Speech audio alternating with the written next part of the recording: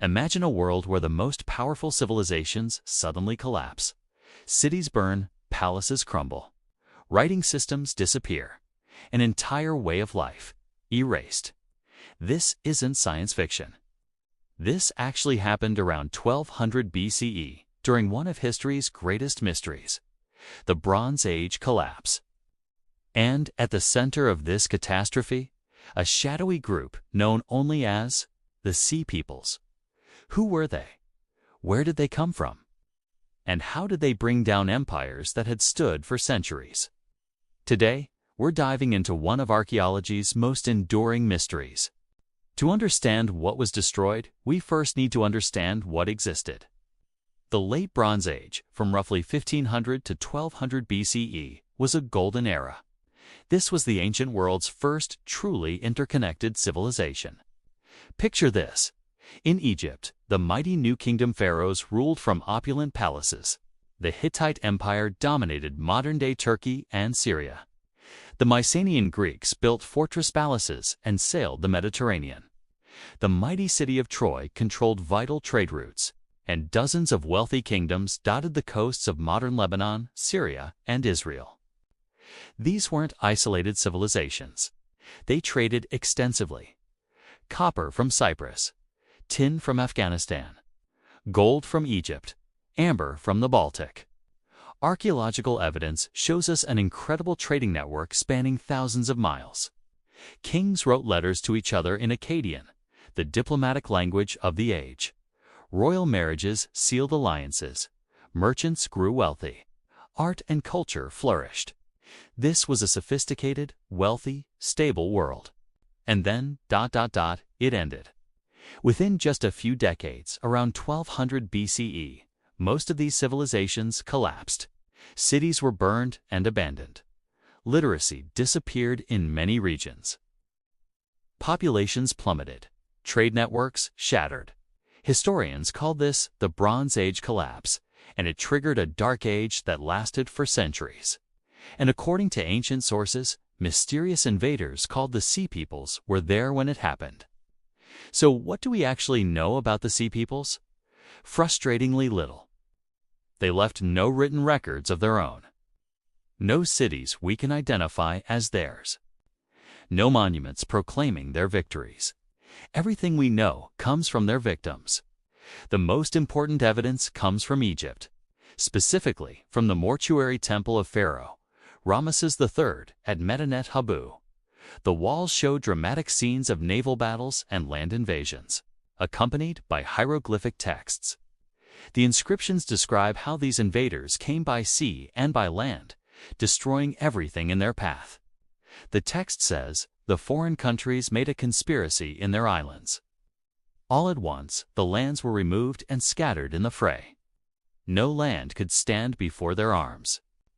Ramesses III lists several groups that made up this confederation: the Peliset, Jeker, Shekelesh, Danayan, and Wishesh. These strange names represent different peoples or tribes traveling together. The reliefs show these warriors with distinctive features: horned helmets, feathered headdresses, round shields, and long swords. Their ships had distinctive designs. They brought their families with them. This wasn't just a raid, it was a migration. Other Egyptian texts mention earlier attacks during the reign of Pharaoh Merneptah, about 20 years before Ramesses III. The Sea Peoples allied with Libya to attack Egypt, but were defeated. Archaeological evidence backs this up.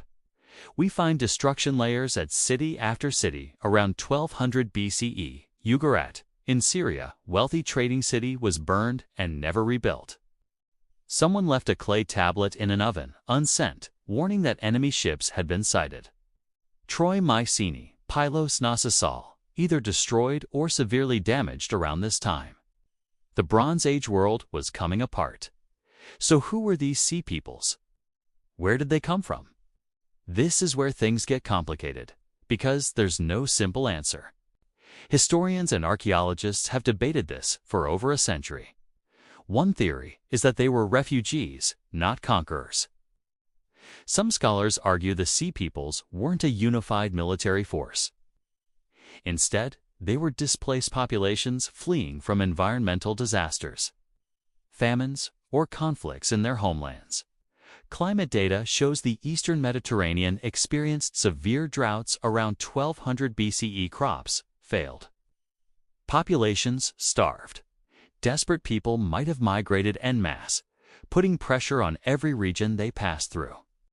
In this view, the Sea Peoples didn't cause the collapse. They were part of it. Another theory is that they came from the Aegean and Anatolia. Many scholars believe the Sea Peoples originated from the Greek islands, mainland Greece, and western Turkey.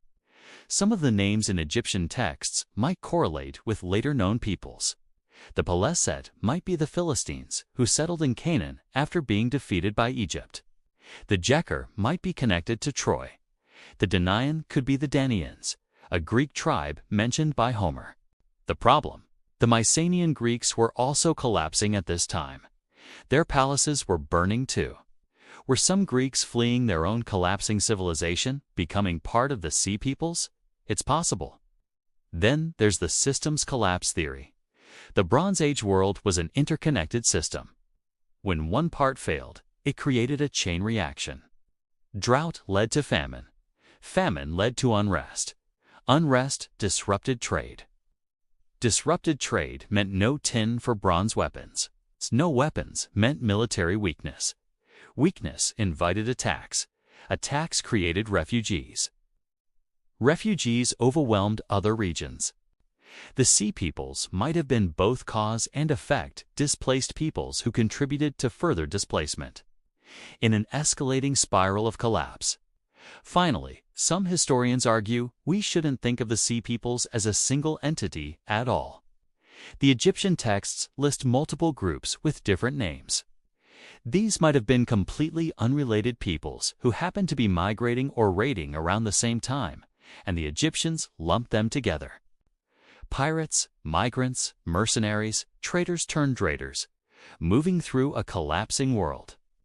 And all getting labeled as Sea Peoples by Egyptian scribes trying to make sense of the chaos. So what really happened?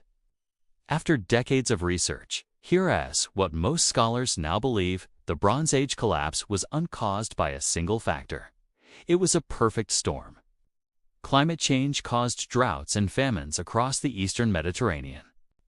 This stressed agricultural systems and caused food shortages. Earthquakes: the region is seismically active, destroyed cities already weakened by other problems. Internal political problems plagued kingdoms. Palace economies were inefficient and fragile. When trade was disrupted, they couldn't adapt. The interconnected trade network became a liability. When one region fell, it affected everyone. Bronze weapons required both copper and tin. If you couldn't get tin, your military collapsed. Into this chaos came migrations of displaced peoples. Some were warriors, some were refugees. Some were opportunistic raiders. The Egyptians called them all Sea Peoples. Egypt survived, barely, by defeating them in battles around 1177 BCE. Ramesses III stopped them from conquering Egypt, but the effort exhausted the kingdom.